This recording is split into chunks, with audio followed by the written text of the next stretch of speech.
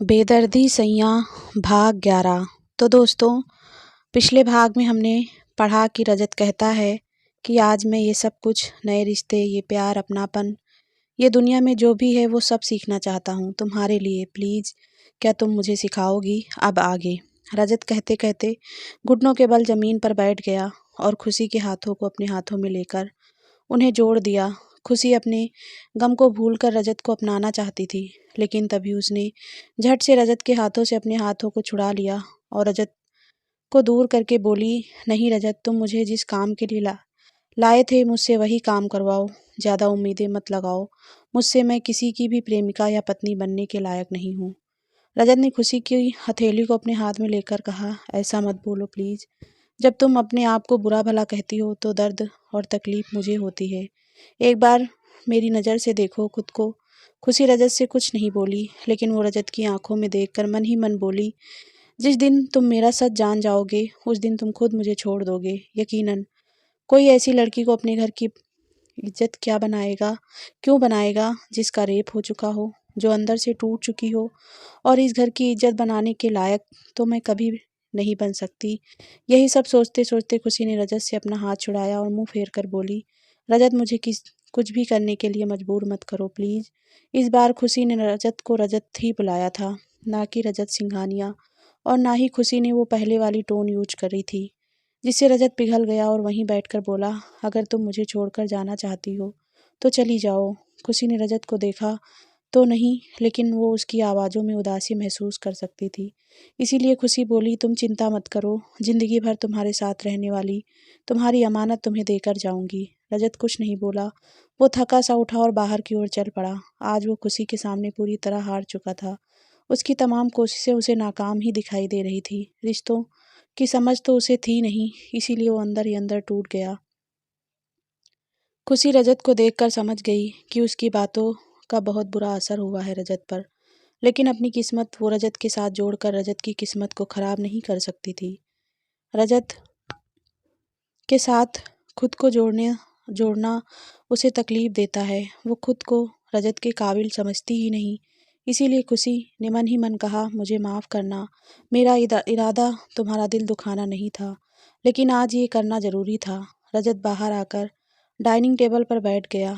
ऋषि और रोशनी दोनों बेसब्री से बाहर उसका इंतजार कर रहे थे।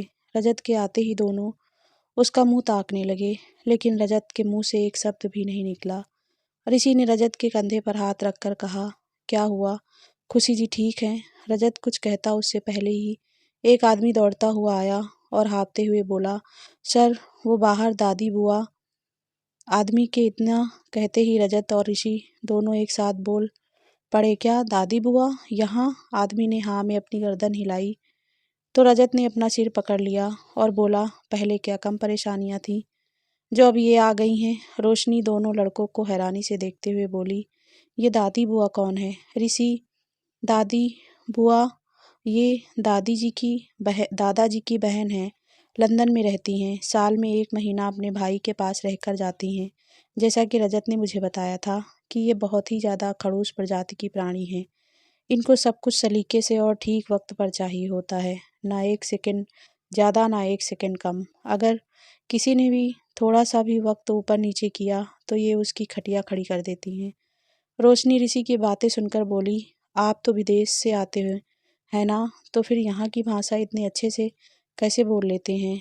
ऋषि ने मुस्कुराकर कहा, मैं यही का हूँ, मेरे घर में भी अनेक से प्राणी इंडिया के ही हैं, इसीलिए मुझे ये लैंग्वेज बहुत अच्छी तरह से आती है। खैर, अभी ये बातें नहीं करनी, दादी बुआ पर फोकस करना है। रोशनी ने हामी भरी, तभी एक मोटी सी छोटी सी वृद्ध औरत दरवाजे पर आकर खड़ी हो गई। उसने जीन्स और ऊपर एक ढीला सा वाइट टॉप पहना था। जीन्स उसकी टांगों में फंसी हुई थी, जिसे देखकर रोशनी की आंखें फटी रह गई। वृद्ध औरत ने चेहरे पर बहुत सारा मेकअप लगाया था। होंठ बिल्कुल लाल और बाल जो उसके कंधे तक थे वो खुले हुए हवा में लहरा रहे थे। साथ ही उसने आंखों पर धूप का चश्मा पहना था। हाथ में सुंदर सा पर्स था। ऋषि और रजत दोनों दरवाजे पर आ गए और वृद्ध औरत के पैरों की ओर झुकने लगे। तभी वो बोली, हे हैंडसम बॉयज, मैंने तुम दोनों को कितनी बार कहा है पैर मत छुआ करो। मैं कोई बुढ़ी थोड़ी हूँ। ऋषि हंस दिया। वहीं रजत हल्का सा मुस्कुरा दिया। तभी वृद्ध औरत बोली, हे रजत, तुम्हारे चेहरे पर उदासी किस बात की है? मीनू उर्फ मीनाक्षी के होते हुए यहाँ कोई उदास रह सकता है भला? बता क्या बात है? रजत कुछ नहीं था। रजत दादी बोलने वाला था कि तभी मीनू ने उसे आंखें दिखाई तो रजत दादी शब्द रजत के मुंह में ही रह गया। कुछ देर रुक कर रजत बोला, कुछ नहीं, बस वो काम का प्रेशर ज़्यादा है आजकल। मीनू ने रजत और ऋषि दोनों को धक्का दिया और अंदर आते हुए बोली, मुझे तो तुम दोनों का इरादा समझ आ गया। दरवाजे से ही भगाना चाहते थे ना? लेकिन मैं भी तुम दोनों की दादी हूँ। मीनू ने अपना पर्स सोफे पर रखा और सोफे पर टहलते हुए बोली, अरे अब अंदर भी आ जाओ। मीनू ने रोशनी की ओर देखते हुए कहा, रजत, इस लड़की से शादी की है तूने? बहुत खूबसूरत है। ऋषि, रजत और रोशनी तीनों एक दूसरे का मुंह ताकने लगे। तभी रोशनी बोली, नहीं दादी जी, मैं तो। रोशनी अपनी बात कहती उससे पहले ही मीनू बोली, मुझे दादी जी शब्द से नफरत है। सब मुझे मीनू बुलाते हैं तो तुम भी मीनू बुलाया करो, समझी? रोशनी ने रजत की ओर देखा तो रजत ने पलक झपका दी। रोशनी ने हामी भरी और बोली, वो मैं यहाँ काम करती हूँ, आपकी बहू तो कमरे में है। रोशनी ने खुशी के कमरे की ओर इशारा करके बताया, तो फिर तू यहाँ क्या कर रही है? जाकर चाय बनाकर ला सबके लिए। मीनू ने थोड़ा सख्त होते हुए कहा। रोशनी चली गई तो मीनू ने रजत की ओर देखा। तभी रजत दौड़ता हुआ रूम की ओर चला गया। मीनू और ऋषि दोनों मुस्कुरा दिए। मीनू के इशारे को समझ गया था। मीनू चाहती थी कि रजत की दुल्हन उसके सामने आए, इसीलिए वो बिना कुछ बोले ही रजत को समझा चुकी थी। रजत भी उसकी बात समझ गया और अपने कमरे में आ गया। इधर खुशी अभी उठी ही थी। वो खुद को ठीक कर रही थी ताकि बाहर के लोग उसे ऐसे हाल में ना देख सकें। खुशी ने सादा कुर्ता और सलवार पहनी हुई थी, साथ ही उसके गले में दुपट्टा था जो हमेशा ही रहता है। खुशी ने रजत को आते हुए देखा, लेकिन फिर वो अपना दुपट्टा सही करने लगी। तभी रजत हड़बड़ी में बोला, खुशी खुशी, तुम्हें अभी और इसी वक्त तैयार होना पड़ेगा। साड़ी पहन लो जल्दी से। खुशी हैरानी से रजत को देखने लगी तो रजत आगे बोला, ये ऐसे देखने का वक्त नहीं है। खुशी रजत वार्डरोब की ओर बढ़ गया और उसे खोलते हुए बोला, अगर वो सुनामी यहाँ आ गई तो गड़बड़ हो जाएगी। खुशी ने धीरे से कहा, सुनामी? ये कौन है? रजत ने वार्डरोब में एक साड़ी पर हाथ डालते हुए बोला, वो सब बाद में बता दूंगा, अब तुम ये साड़ी पहन लो। रजत ने एक रेड कलर की साड़ी निकालकर खुशी की ओर करके देखा, फिर आगे बोला, हाँ, इसमें तुम क्यों लगोगी? खुशी अब और ज़्यादा हैरान थी। रजत तो हमेशा से मॉडर्न है, वो तो गाउन और वन पीस वाले कपड़े सिलेक्ट करता है, लेकिन आज वो उसे साड़ी पहनने के लिए बोल रहा है। आज लग रहा था कि रजत कोई जोर ज़बरदस्ती नहीं कर रहा था, बल्कि वो रिक्वेस्ट कर रहा था, मानो अगर खुशी ने जल्दी से ये नहीं किया तो उसकी सामत आ जाएगी। रजत ने खुशी के कंधे पर हाथ रखा और बोला, अभी सोचने का टाइम नहीं है, प्लीज़ पहन लो इसे। खुशी ने भी हाँ में गर्दन हिलाई और साड़ी लेकर जाने लगी तो रजत बोला, रुको। रजत एक बार फिर वार्डरोब की ओर गया और उसमें से ब्लाउज और कुछ सामान निकाल कर खुशी की ओर बढ़ाते हुए बोला, और थोड़ा जल्दी करना प्लीज़, मैं ज़्यादा देर तक उन्हें रोक नहीं पाऊंगा। खुशी ने रजत के हाथ से सामान लिया और रजत को बाहर जाने का इशारा किया। रजत मुड़ा तो खुशी बोली, दरवाजे को ठीक से बंद करके जाना, कोई आने ना पाए। रजत चलते हुए बोला, हाँ, कोई नहीं आएगा, पर तुम जल्दी करना। रजत बाहर चला गया तो खुशी ने अपने कंधे उचकाए और साड़ी को बांधने लगी।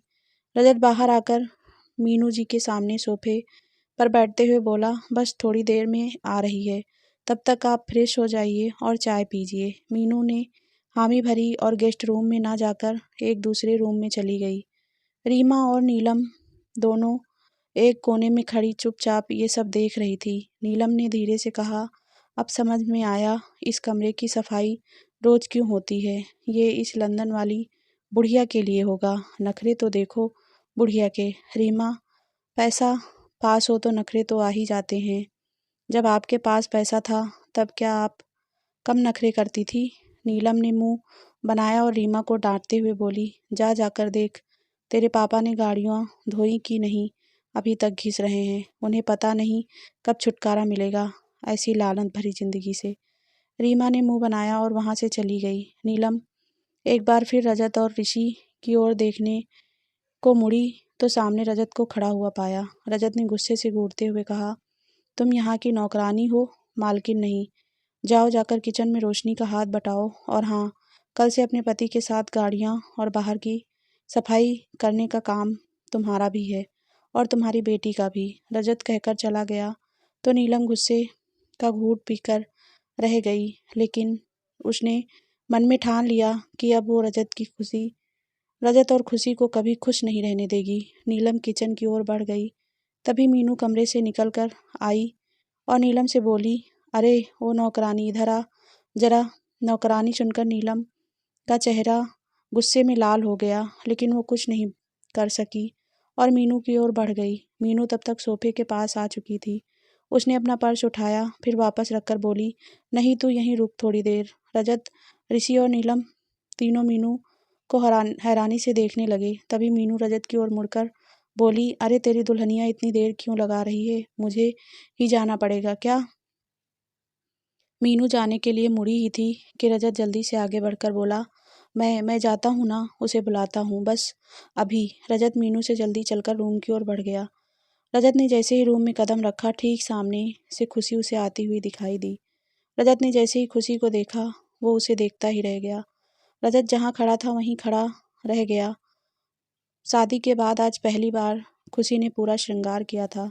रेड कलर की साड़ी में पतली सी खुशी, खुले बाल जो कमर तक लहरा रहे थे, गले में मंगलसूत्र, हाथों में लाल चूड़ियां, होठों पर लिपस्टिक और सादा सा मेकअप किए खुशी कहर ढा रही थी। रजत तो मानो पल के झपकाना ही भूल गया था। उसका दिल मानो रुक गया हो। उसे खुशी के अलावा अब कोई और दिखाई नहीं दे रहा था। रजत आगे कुछ सोच पाता उससे पहले ही खुशी रजत के पास आकर मासूमियत भरे लहजे में बोली, मैं ठीक लग रही हूँ ना? उनको ये सही तो लगेगा ना? रजत जिस मासूम खुशी को देखने की चाह अपने दिल में लिए हुए था, वो आज पूरी हो गई थी। यही मासूमियत तो वो चाहता था। खुशी में रजत अपने ही ख्यालों में गुम था और खुशी उससे 2-3 बार पूछ चुकी थी कि ये सही है।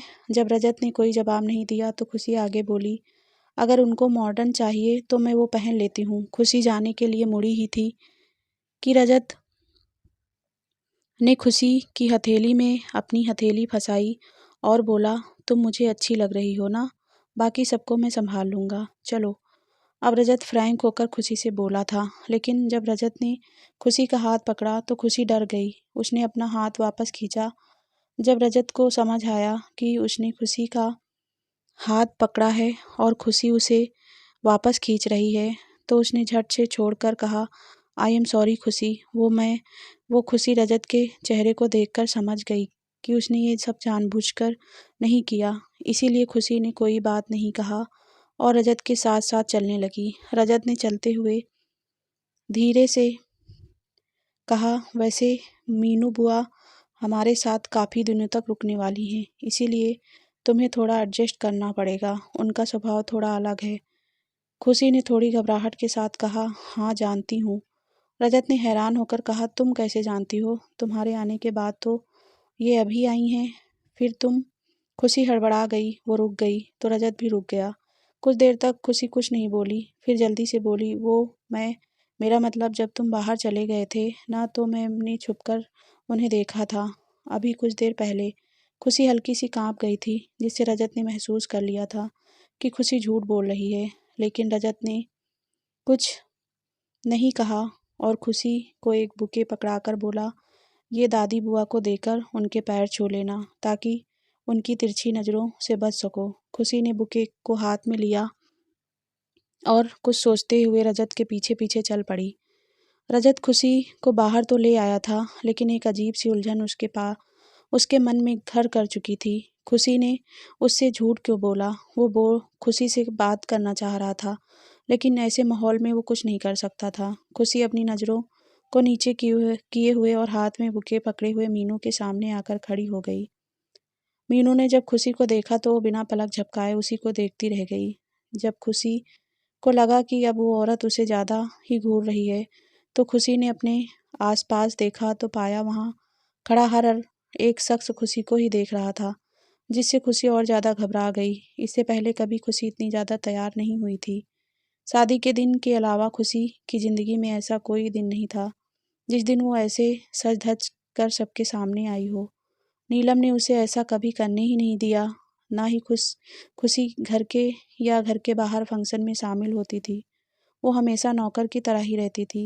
आज जब उस सबकी नज़रें उस पर थी, तो खुशी को डर लग रहा था। खुशी सोच रही थी कि वो अभी यहाँ से चली जाएगी, लेकिन जैसा कि दादाजी ने उसे मीनू के बारे में बताया था, अगर खुशी ने एक भी गलती की या मीनू को इग्नोर किया, तो मीनू सारा घर सिर पर उठा लेती है। इसी डर से खुशी अभी तक यहाँ खड़ी हुई थी। जब कोई कुछ नहीं बोला, तो खुशी ने जाने का फैसला किया। तभी रजत खुशी का इरादा भांप कर उसके पास आकर खड़ा हो गया और अपने दोनों हाथों को खुशी के कंधों पर रखकर बोला, बस करो तुम सब, अब क्या नज़र ही लगा दोगे मेरी पत्नी को।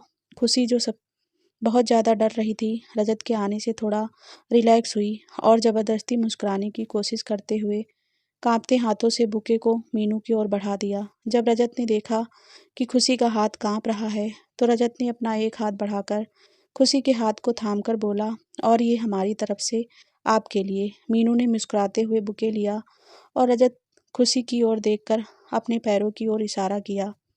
रजत और खुशी दोनों ने झुककर मीनू के पैर छुए तो मीनू बोली, बहुत खूबसूरत जोड़ी है, किसी की नज़र ना लगे तुम दोनों को। मीनू ने अपनी आंखों के किनारे से काजल निकालकर खुशी के माथे के एक ओर लगाकर कहा, और मेरी प्यारी सी बहू को भगवान दुनिया की बुरी नज़र से बचाए। मीनू की नज़र का टीका लगाते हुई खुशी को अपनी माँ की धुंधली सी याद आ गई। वो भी तो बचपन में ऐसे ही उसको नज़र का टीका लगाया करती थी। खुशी की आंखों में आंसू भर आए, जो मीनू देख चुकी थी। खुशी के आंसू बाहर आते उससे पहले ही मीनू बोली, देख बेटा, बहुत बड़े खानदान की बहू है तू, तुझे बहुत ज़्यादा हिम्मत से काम लेना होगा। बात बात पर आंसू मत बहाने लग जाना, समझी। रजत और ऋषि दोनों मीनू के व्यवहार को देख हैरान थे और एक दूसरे को देखने लगे। तभी ऋषि बोल पड़ा, आप हमें तो कभी इतने प्यार से नहीं बोली, अच्छी बात नहीं है ये आपकी। मीनू ने ऋषि की ओर घूरते हुए कहा, तुम लोग प्यार की भाषा समझते भी हो कभी। ऋषि ने मुंह बना लिया तो सब मुस्कुरा दिए। तभी रोशनी सबके लिए चाय ले आई। नीलम मीनू को पीछे नीलम मीनू के पीछे खड़ी खुशी को देखकर मन ही मन कुड़ रही थी। जब खुशी की नज़र नीलम पर पड़ी, तो खुशी को फिर से घबराहट हुई। वो कुछ और सोच पाती उससे पहले ही मीनू ने अपने पर्स से नोटों की एक गड्डी निकाली और खुशी और रजत के ऊपर से वार कर नीलम की ओर बढ़ाते हुए बोली, ए नौकरानी, ये ले, सब नौकर आपस में बांट लेना और मेरे बच्चों को दुआ करना। नीलम ने हाथ नहीं बढ़ाया, बल्कि वो हैरान होकर मीनू को देखने लगी। तो मीनू बोली, क्या हुआ, नहीं लेने पैसे। नीलम कुछ नहीं बोल पाई तो मीनू ने उसे जबरदस्ती पैसे देकर कहा, जा अब काम कर। खुशी ने जब नीलम की ऐसी हालत देखी तो उसे अच्छा नहीं लगा। उसने रजत की ओर देखा, जो बिना किसी भाव के खड़ा था। उसे कोई फर्क नहीं पड़ रहा था कि नीलम के साथ ऐसा क्यों हो रहा है। खुशी के दिमाग में काफ़ी सवाल पैदा हो चुके थे, नीलम और रीमा को लेकर, जिनका जवाब सिर्फ रजत दे सकता था। इसीलिए खुशी ने रजत से बात करने की सोची। सबने मीनू के साथ मिलकर चाय पी। फिर रजत बोला, अब से आपकी बहू की जिम्मेदारी आपकी, मुझे ऑफिस में काम है, मैं चलता हूँ। रजत ये कहकर जाने लगा। तभी मीनू बोली, अरे खुशी, तुम भी जाओ, रजत को बाहर तक छोड़ कर आओ। रजत और खुशी हैरानी से एक दूसरे को देखने लगे। तभी रजत बोला, कोई बात नहीं। लेकिन तभी खुशी बोली, नहीं, मैं आती हूँ। रजत खुशी को देखता रहा जब तक वो उसके ठीक पास आकर खड़ी नहीं हो गई। खुशी ने रजत को चलने को कहा। तब रजत को होश आया और वो चल पड़ा। रजत चलते हुए बोला, वैसे तुम्हें आने की ज़रूरत नहीं थी, मैं नहीं चाहता कि कुछ दिनों में मुझे तुम्हारी आदत हो जाए, फिर बाद में ज़्यादा बुरा लगता है। खुशी चलते हुए रजत पर नज़र गड़ाकर बोली, मतलब। रजत, मतलब कुछ नहीं, अपना ध्यान रखना। खुशी, बोल तो ऐसे रहे हो जैसे रात में वापस नहीं आओगे। रजत, हो भी सकता है, क्योंकि काम ज़्यादा है तो वहीं स्टे कर लूँ। खुशी रुक गई तो रजत ही भी रुक गया। तभी खुशी बोली, वो मुझे कुछ बात करनी है। रजत, हाँ बोलो खुशी। वो चाची जी और रीमा के बारे में। वो यहाँ रजत खुशी की बात पूरी होने से पहले ही बोल पड़ा। खुशी अपने बारे में सोचा करो और अब मुझे जाना होगा। अपना ध्यान रखना और कोई भी काम हो मुझे फ़ोन करना। रजत ये कहकर चला गया तो खुशी वहीं खड़ी उसे देखती रही। मीनू ने चाय का कप टेबल पर रखा और उठाते हुए बोली, चलो भाई, अब राजवीर भाई साहब से मिलकर आती हूँ मैं। ऋषि अभी भी सोफे पर बैठा था। मीनू चली गई तब तक खुशी अंदर आ चुकी थी। ऋषि ने खुशी को देखते हुए कहा, आप बहुत सुंदर हैं खुशी जी। खुशी ने कोई जवाब नहीं दिया। वो अपने रूम में चली गई। ऋषि ने अपने कंधे उचकाए और वो भी अपने रूम में चला गया। रोशनी ने जूठे बर्तन लिए और किचन की ओर बढ़ गई। नीलम भी रोशनी के पीछे पीछे किचन में आ गई। नीलम ने रोशनी की ओर पैसे बढ़ाते हुए कहा, ये ले। रोशनी ने नीलम की ओर देखे बिना ही बर्तन धोते हुए कहा, ये तो आपके लिए हैं मालकिन। आप ही तो हम नौकरों की मालकिन हो ना। नीलम को रोशनी पर गुस्सा आ गया। उसने इधर उधर देखा, आसपास कोई नहीं दिखा तो उसने रोशनी की बाजू पकड़कर अपनी ओर घुमाकर कहा, अपनी औकात में रह समझी, ज़्यादा उड़ने की ज़रूरत नहीं है, क्योंकि बहुत जल्द मैं सबको अलग कर दूंगी। ये जो सब उड़ रहे हैं ना, सबके सब जमीन पर औंधे मुंह गिरने वाले हैं। फिर तेरे को मेरे पास ही आना पड़ेगा। रोशनी ने झट से अपनी बाजू नीलम से छुड़ा ली और नीलम को घूरते हुए बोली, तेरे को जितना करना था ना तूने कर लिया, अब तू कुछ भी नहीं कर सकती। और तेरा ये रौब तेरे पास रख, नौकरानी नहीं हूँ अब मैं तेरी। रोशनी आगे बढ़ी, फिर वापस नीलम के सामने आकर बोली, और हाँ, आगे से ऐसे बात करने से पहले 100 बार सोच लेना। इस बार तो मैं रजत सर को नहीं बताऊंगी तेरी हरकत, लेकिन आइंदा से मेरे साथ ऐसा किया तो रजत सर को बताने में जरा सी देर नहीं लगेगी मुझे। फिर तो जो तेरा और तेरी बेटी का हाल होगा वो तू समझ सकती है क्या होगा। रोशनी चली गई। नीलम ने खुद से कहा, तो अब इसके भी पर निकल आए हैं। कोई नहीं, बहुत जल्दी काट दूंगी। खुशी ने कपड़े चेंज कर लिए थे। उसने फिर से अपने ही वही सादे कपड़े पहन लिए और रात का खाना बनाने के लिए किचन की ओर बढ़ गई, क्योंकि जैसा कि उसे दादाजी ने बताया था कि चाहे घर में कितने भी नौकर क्यों ना हो, मीनू को घर की बहू के हाथ का खाना ही अच्छा लगता है। उसने हमेशा से ही दादाजी से कहा था कि जब रजत की पत्नी आ जाएगी तब वो उसके हाथ का बना खाना ही खाएगी। इसीलिए अब खुशी को घर संभालना था। फिर वो चाहे अपनी मर्जी से संभाले या फिर बिना मर्जी के। जब तक मीनू रहेगी तब तक उसे ये करना ही था। खुशी किचन में आई और उसने खाना बनाना शुरू किया। तभी बर्तनों की आवाज़ सुनकर रोशनी दौड़ती हुई किचन में आई। उसने खुशी को काम करता देखा तो खुद से ही बोली, ये लड़की भी अजीब है। कुछ देर पहले तो ऐसी हालत में थी मानो काफ़ी दिनों से बीमार हो, जैसे अब दुनियादारी से कोई मतलब ही ना हो, और अब देखो किसी कैसे काम में लगी है जैसे कुछ हुआ ही ना हो। रोशनी खुशी के पास आकर बोली, आप क्यों परेशान हो रही हैं मैम? आप जो कहेंगी मैं बना देती हूँ। खुशी कुछ नहीं बोली, लेकिन पीछे से मीनू की आवाज़ आई, नहीं, अब से खुशी ही खाना बनाएगी, मेरे लिए, रजत और ऋषि के लिए और भैया के लिए। बाकी तू देख लेना। रोशनी कुछ नहीं बोली तो मीनू आगे बोली, खुशी बेटा, कितना टाइम लगेगा खाना बनाने में? खुशी ने मीनू की ओर देखते हुए कहा, आप अगर आपको अगर भूख लगी है तो आप थोड़ा सा इंतज़ार कीजिए, मैं अभी लेकर आती हूँ। मीनू, अरे नहीं, भूख नहीं लगी, खाना बन जाए तब मेरे पास आना, हम दोनों घूमने चलेंगे, शाम का सैर सपाटा करके आएंगे। खुशी ने जी कहा और काम में लगी रही। मीनू ने रजत को फ़ोन किया लेकिन रजत ने फ़ोन नहीं उठाया तो मीनू ऋषि के कमरे में आ गई। ऋषि सोफे पर बैठा था। उसने अपने पैरों को सामने टेबल पर रखा हुआ था और पैरों पर लैपटॉप था। मीनू को देखकर ऋषि मुस्कुरा दिया। मीनू ऋषि के पास बैठकर बड़े प्यार से बोली, बेटा तेरे पास थोड़ा सा वक्त है तो मुझे बाहर घुमा लाओ। ऋषि ने लैपटॉप पर नज़र गड़ाए हुए कहा, सॉरी बैब, मुझे काम है बहुत सारा, यू नो ना, मुझे अपना बिजनेस सेटअप करना है इंडिया में। मीनू ने ऋषि का लैपटॉप अचानक से बंद कर दिया और बोली, बस इसीलिए मैं तुम लोगों से प्यार से बात नहीं करती, जब देखो काम काम करते हो। एक वो रजत फ़ोन नहीं उठा रहा। खुशी को मैंने बोल दिया, उसने एक बार में हामी भर दी, लेकिन तुम दोनों। ऋषि खुश होकर बोला, अच्छा। मीनू ने हामी भरी, फिर बोली, ठीक है फिर खुशी खाना बना लेती है, तब तक तू काम कर, मैं खुशी को भेज कर बुला लूँगी तुझे। ऋषि ने गर्दन हिला दी, तो मीनू चली गई। इधर रजत ऑफिस में बैठा काम में बिजी था। जब उसने मीनू को कॉल देखा तो उसने नहीं उठाया, क्योंकि वो जानता था कि अब मीनू अब उसे ही परेशान करने वाली है। ऋषि का कॉल देखकर भी समझ गया कि ये भी मीनू ही करवा रही है, इसीलिए उसने ध्यान नहीं दिया। कुछ देर बाद एक अननोन नंबर से रजत को फ़ोन पर कॉल आई। रजत ने नंबर देखे तो उसने फ़ोन उठा लिया और सामने वाले की बात सुनकर खामोश हो गया। मीनू सबको लेकर घूमने जाना चाहती थी, लेकिन रजत का फ़ोन नहीं लगने से वो थोड़ी टेंशन में आ गई और किचन के बाहर सोफे पर आकर बैठ गई।